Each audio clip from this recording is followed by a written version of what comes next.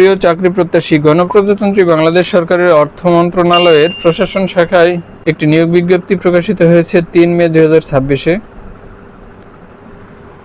5টি আলাদা ক্যাটাগরির মোট পদ সংখ্যা 31টি। এসএসসি বা সমমান পাস থেকে শুরু করে স্নাতক পর্যন্ত বিভিন্ন যোগ্যতায় এসব পদসমূহে আবেদন করা যাবে। 1 মে 2026 তারিখে প্রার্থীর বয়স হতে হবে 18 থেকে 32 বছরের মধ্যে।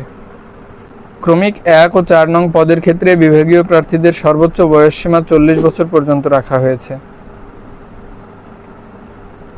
আবেদন শুরু হয়েছে 14 মে 2026 থেকে, চলবে 11 জুন 2026 পর্যন্ত।